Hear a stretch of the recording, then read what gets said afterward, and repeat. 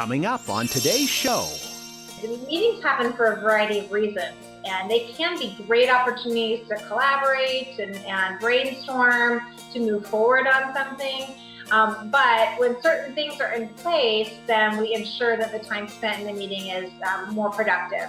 I know everybody pretty much has been in a bad meeting before, so hopefully by the end of the podcast today, we're going to look at ways to make the meetings we're already in a little bit better. Sometimes if a meeting is called just to disseminate information, so if there's a new policy, new updates, we just need to get information out there, or even updates on where a project's at, we can think about, would an email suffice? We've got to stop meeting like this. Today on Keeping You Organized.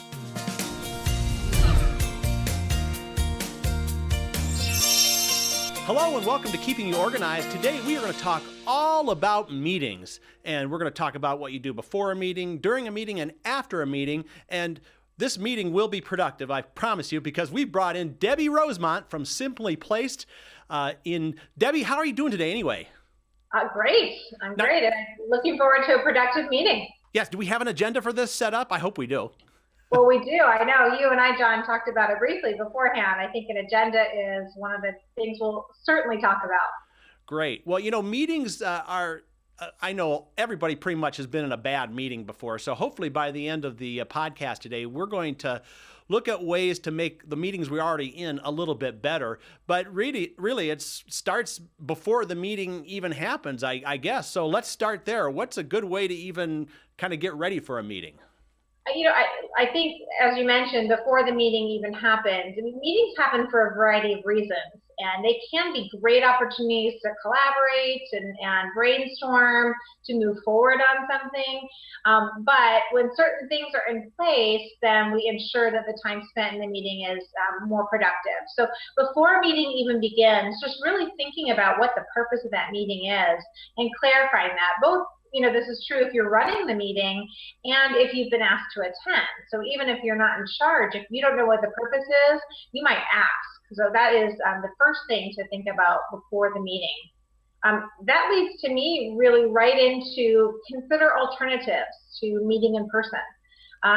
We spend a lot of time traveling to and from meetings or bringing people together in person in the workplace. And sometimes, depending on what the purpose of the meeting is, a phone call, an email, or even a video meeting can be more effective than bringing people together in person.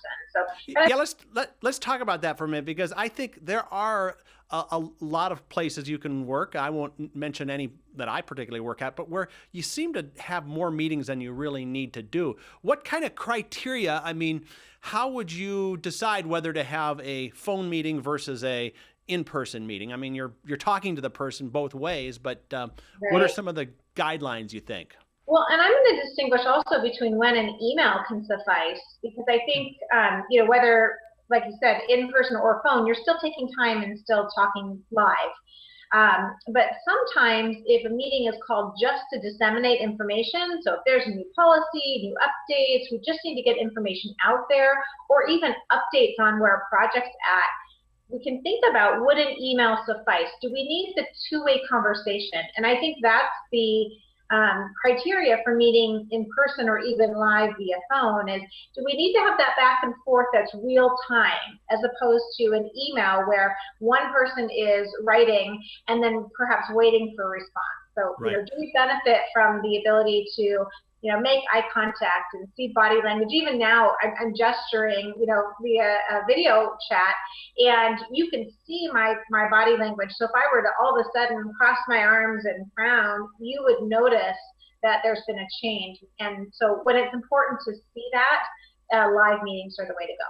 Yeah, and don't you think there's some psychology about a live meeting where, I don't know, maybe there's been research has been done on this or something, because, a live sales call is typically the most effective. So there's something about being in the room. We can see each other's eyes on this particular video chat, but if we were in the room, it might be a different dynamic. Yeah, I agree. So it's really, again, understand your purpose for the meeting, and that can help you decide what kind of meeting you need to have. Okay, good. Now, do you believe that we're still talking about before the meeting, that you should send out a detailed agenda before the meeting? Am I getting ahead of myself? No, you're not getting ahead of yourself. Before sending an agenda, I think, again, if you're in charge of the meeting, I'd say pick wisely who should be there. You want to have key decision makers in the room if you're doing a live meeting, and you don't want to have a lot of extra people who don't need to be there because it will take more time, and that's not the best use of their time. So really think about, again, going back to the purpose for the meeting, who should be there, and then yes, create and distribute an agenda. It puts everybody on the right page. I think the purpose of the meeting that's the destination. It's where you want to go. The agenda is the roadmap. And when we send out an agenda in advance, we can get back some information that we need to know. So maybe we've missed something on the agenda, or somebody would like to make an addition, or maybe somebody who's a key to one of the agenda items won't be there, and we need to take that off the agenda. So yeah, create and send in advance. It kind of plants the seeds for what's to come, but it can also make sure that the meeting is more effective. Well, how detailed of an agenda should maybe that pre-meeting agenda be? Enough to, because sometimes people want to have meetings to kind of announce something, but other times because people start talking before the meeting and they do a lot of deciding before the meeting. Do you think, I suppose it's just whatever you need in order to get it established, right? Yeah, I would certainly have the main topics on. I would, we'll probably have them in the order that the meeting leader thought that they would be discussed, so that you kind of establish what the flow of the meeting will be. And also on an agenda, if somebody else is responsible for a part of the meeting, put their name by that, so that they're not surprised when they show up to the meeting that they're going to be covering a certain topic. So I think those would be the key, kind of the bare minimum to get out ahead of time. Okay, great. So are we done with the before section? Are we ready to actually move into the meeting? You've got more, huh? Yeah, there's two more things I can mention. One is prepare for the meeting ahead of time. So what I see with our corporate clients is that they're running from one meeting to another and really just kind of running into a room kind of blind, not necessarily knowing what to expect, or not being prepared. So if you can, at the same time you put a meeting on your calendar, put in a little prep time, whether that's pulling reports that you need to bring information for, or having read an article or looked at the status of a project beforehand. So spend some time preparing for that meeting. And the other thing is, if you're in charge of the meeting and you're asking other people to come prepared, you may want to send out a reminder, especially if the agenda was sent out or the meeting notification was sent out weeks ago, a day or two before the meeting, to send a reminder that, hey, tomorrow's the day, and here's what we hope that you come prepared with, so that time isn't wasted in the meeting getting everybody to the same place. Now, would you do that in an individual email to each person that needed to bring something, or kind of keep everybody's tasks on one email so everyone sees who else is doing stuff? Yeah, I think one email is sufficient. Okay. It certainly would take less time than individual emails, but that might depend on the size of the group and maybe the confidentiality or sensitivity of the agenda items. Okay, great. So are we ready to have our meeting yet? Yes, we are. Let's awesome. Get together. Okay. Now, I've understood that when you this is another psychological thing, and maybe you'll touch on this, but if you get to the meeting first so that you can greet everybody when they come in, there's more comfortableness. I don't know. Is that true? It is true, and I think it also, again, it makes sure that if you're leading the meeting, you can check on technology if you're using it ahead of time. You can make sure the room is set up the way you want it to. So I think the meeting leader absolutely should arrive a few minutes early so that they are ready to go and ready to greet people and not scrambling around. It's stressful if you're not ready. Right. The other thing that I think is really important at the very beginning of the meeting is to start on time. Yes. And so if the meeting leader is not there earlier than everybody else, it can be difficult. But I know we've been to people who have reputations for starting meetings late. And what happens, John, when somebody is known for starting a meeting 10 minutes late? Yep, everyone starts showing up late. To show up later and later.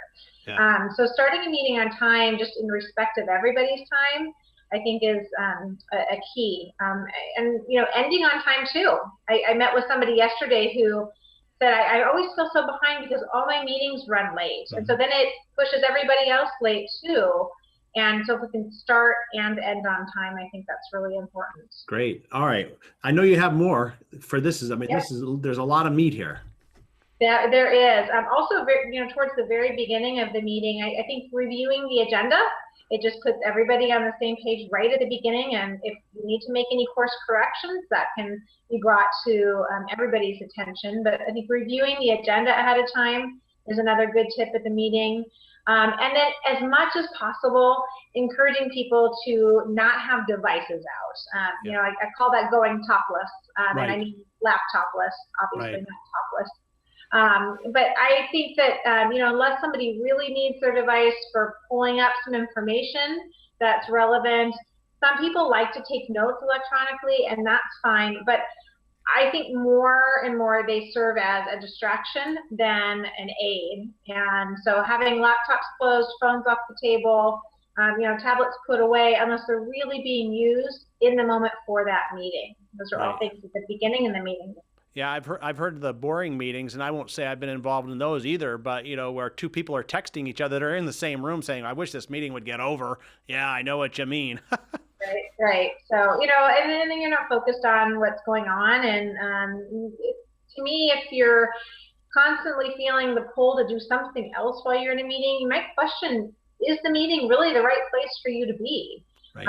Or is there a better use of your time? Right. Well, in our agenda for this podcast right now, I have, it's time to take a break. All so right. we're going to do that. And when we come back, we're going to talk more, not only during the meeting tips, but we're going to talk about some tips for after the meeting. So we're with Debbie Rosemont from Simply Placed, talking about meetings, how to manage them, how to conduct great meetings. And we'll have more in just a moment. When you've got it together, everyone can tell. Your confidence is obvious.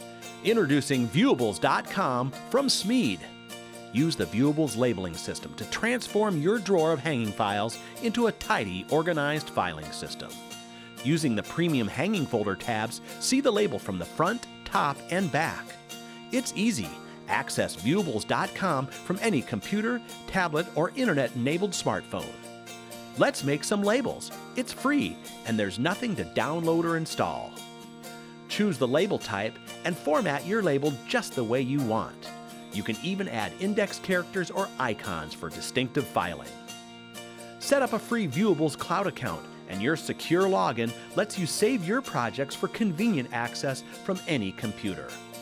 And with Viewables multi-purpose labels, you can use one label for any type of file, including hanging folders, top tab folders, super tab folders, or oversize items like notebooks and file boxes. Upload a list of file headings and print your complete set of labels in moments. There's even a library of templates for commonly used label sets. It's never been easier to set up neat-looking files that have easy-to-read headings and efficient color codes. Obviously organized. Viewables.com. From Smead, keeping you organized. We are back now on Keeping You Organized. The theme, why are we meeting like this? We're talking about meetings, how to effectively hold, manage, run a meeting. And before the break, we were talking about some things you did before the meeting. Now we're actually around the table in the meeting. And Debbie Rosemont here from Simply Placed, we need some more tips now on how to make these meetings go more efficiently. So another tip, and I love that we just came back from a break, because the next thing I wanted to share was control breaks. Oh, okay. So, in a meeting, especially if it's longer than an hour, if it's a half-day meeting or a day-long meeting, there's going to be breaks. And, I think defining what kind of break that is and how long it is, and making sure everybody, again, is on the same page as to what time to come back, and then, again, starting on time. So, if it's a 5-minute break with the intention of, allowing people to refill their water or coffee or use the bathroom quickly, I call that a biological break. And, again, the meeting leader can say, hey, you don't have time to dive into email or go back to your desk. It's just a biological break, and come back on time. So. Right. And even 5 minutes seems to be pretty short for that. Yeah. But, it depends on how many people you have involved. Right. And sometimes really it's not even if it's an hour-long meeting and it just seems like the energy level has dipped, even taking just a quick get up and stretch break, nobody leaves the room, you don't lose momentum, but, get up and stretch. There's you can have everyone kind of rub their earlobes. That can really re-energize people, and then you have a more productive second part of the meeting. So. Awesome. Yeah, I Awesome. think breaks are great, but we need to, understand what they're for and make sure that they don't go on and on. So, Okay. We're refreshed now. yeah, So yeah, we still have more, I know. yeah, for sure. So in the middle of the meeting, or all throughout the meeting, really making sure to follow that agenda. So we talked before about the importance of creating it, distributing it, reviewing it at the beginning of the meeting, and then really ensuring that everyone can stay on task and on topic by following that agenda. Remember, it's the roadmap that's going to help you get to the destination or arrive at the purpose for having the meeting in the first place. So a couple of things that meeting leaders can do when things seem like they're going off topic or off task. One, use a parking lot. And I don't know if you've heard of that, John. I know many people have, but when something starts to go off topic, sometimes we just need to capture the idea to come back to later, not during that meeting if there isn't time for it. So a big post-it note up on the wall, or somebody who's in charge of, tracking things that are going to be discussed another day. So that's called a parking lot. So we can say and validate for somebody, hey, John, that was a really interesting idea. Unfortunately, we can't delve into that today. So let's put it on the parking lot and we'll make sure it's included in an upcoming agenda. Yeah, no, that's a great idea. It's a great idea. Yeah, and again, that can happen, right? We go off topic. I think having timed updates. So if you've got, a boardroom or a table full of people and they're all expected to give updates on, how they're doing with the project that they're working on, or, monthly report or that sort of thing, let them know how much time they have to speak. Mm-hmm. So, if we start around the table and we've got 15 people and the first person takes 15 minutes out of an hour-long meeting, we're in trouble, right? So you might instead say, hey, we want to hear from everybody, and everybody will have 3 minutes. You can even use a timer on the table and kind of, face it towards the person that's speaking. So timed updates is another meeting tip to keep things on track. Right.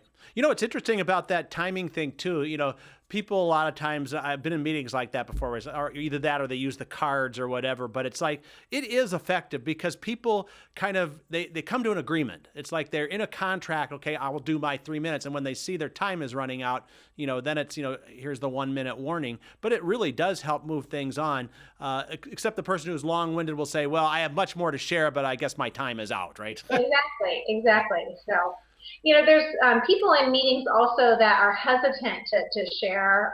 So sometimes we can have somebody who dominates, who's going to answer every question, take the most amount of time that they can, has lots to say, and that's not necessarily a bad thing, unless they do so at a cost of not allowing other people to speak. Right.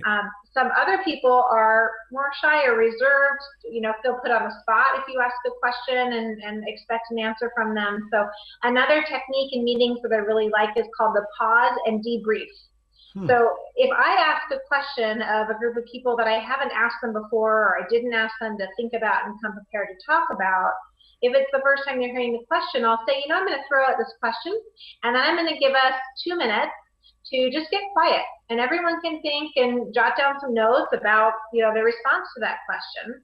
So really it gets quiet for 2 minutes, and then after the 2 minutes I can say, okay, I'd love to hear one highlight from everybody, and we can go around the room and I can hear something. Or I don't have to even call on everybody, I can just ask for some people to volunteer information. That gives that person who is super talkative and sometimes is an auditory processor, meaning they are going to talk out loud until they get to their point. It gives them some time to really just jot down some bullet points. And it also gives the person who's hesitant to speak, maybe a little more reserved, some time to not feel put on the spot. So they also can jot down a couple of bullet points of what they want to say, and everyone's in a better place to share information. Yeah, that's a great way to cover all personality types, because I think every meeting has one of each, at least, of those. Yeah, I think so too. Okay, what's next? Well, another technique and probably the last one for, kind of in the middle of the meeting is to ask people to employ headlining. So headlining means I just want the headline of the story. We don't have time, unfortunately, for the whole thing. So that's another phrase that you can use to get people to get to their point, or just give you the summary of where they're at. Yeah, that's a great. I love that point. That's phenomenal. And then I think, towards the end of the meeting, it's really important to finish in a way that, again, gets everybody on the same page. Two things I would recommend. At the end of the meeting, summarize key decisions that were made.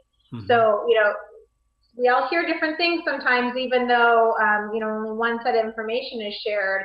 We perceive it in different ways. So if the meeting leader can say, hey, here's what we accomplished today. Here's what we decided on today, and here's how we're going to move forward. That can be really helpful. And then lastly, assign follow-up tasks. Yes. So, if we spend an hour in a meeting and we make some great decisions, but nobody is in charge of moving things forward afterwards, then it wasn't time well spent. So along with summarizing those key decisions, we could say, okay, and Debbie is going to, get that report out by the end of the day tomorrow. John's going to have an update for us on how he's moved forward on this piece by the end of the week, and so forth and so on. You could almost take the last couple tips and combine them together. Say, hey, in a headline, tell me what you're taking away and your next step is, right. And then you get them to verbalize it too. That's another way to do it. So, okay, so we finished the meeting on time, on task, but there's more because now there's some after the meeting tips that you have for us. Just a couple things. I think afterwards, circulating, again, decisions made and key next steps, especially if there were people that were not able to be in the room that need to know. So if what was decided on in the meeting impacts other departments or other people that weren't there, we need to obviously get that information out so that they have the benefit of the information and know as well. So circulating those key decisions and next steps, both to the people that were in the room as well as to the people that weren't able to be there. Now, would you ever suggest taking something like that and sending it to the people that were in the meeting and say, hey, here's a rough draft of the summary of the meeting. Let me know if there's any changes on this, and I'd like to get it out to others who weren't there. But then again, it kind of gives them the opportunity to, say, oh, well, I maybe say it this way, or again, getting them to everyone to agree. Well, that's not what I remember about the meeting. Yeah, I think that is fine to do as long as this. As long as you say, if you had feedback or would like to see changes, I would want that input by the end of the day today. Yeah. So that you're not held up. I'm the secretary of our Seattle NAPO chapter here, the National Association of Professional Organizers. And in that role, I take minutes during the meeting and I send them out to the board only before they go out to the entire chapter. And I give the board a couple of days to review them, give any feedback, and I'll make any edits or modifications before they're uploaded to the site where they're publicly viewable then. And so I think that can be a great idea. Now, I would imagine a group of professional organizers meeting together. Boy, that thing is as tight as it can possibly be, right? Maybe? Most of the time. We're all okay, most of the time. Yeah. You all like to talk too. So, I mean, that, you got to get people, okay, come on, everyone has their turn, right? So. Sure, but you know what? Again, that can be built into the agenda as far as just time to chit chat and catch up. We have networking time ahead of time. We have time at the end for that. So that's where some of these techniques, so during the meeting, are really helpful, especially with a group of people that like to chat.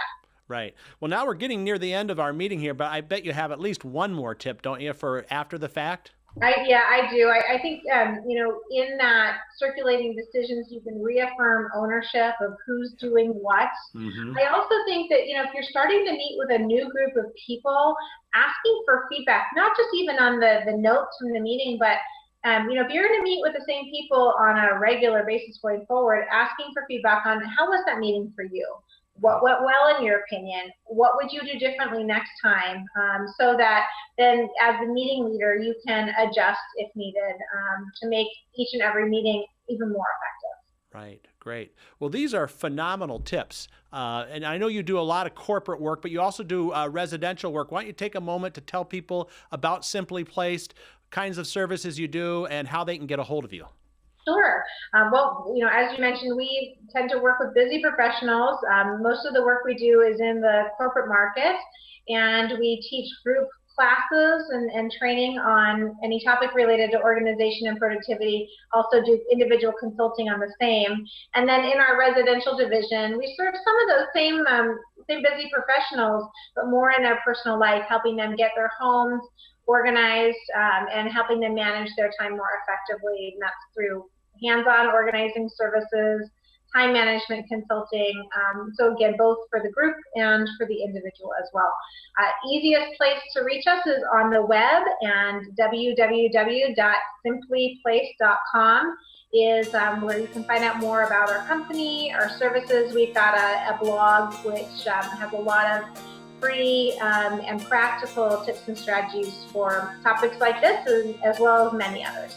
Well, this has got to be one of the best meetings, at least one of the best podcasts I've ever done, because we are like on time and everything is working well. But Debbie, we have to keep meeting like this. We can't stop meeting like this because we want to have you back again. I'll look forward to it, John. All right, great. Debbie Rosemont from Simply Placed. And now, everyone, you are organized, and we're going to end this podcast on time, and we'll see you next time on Keeping You Organized.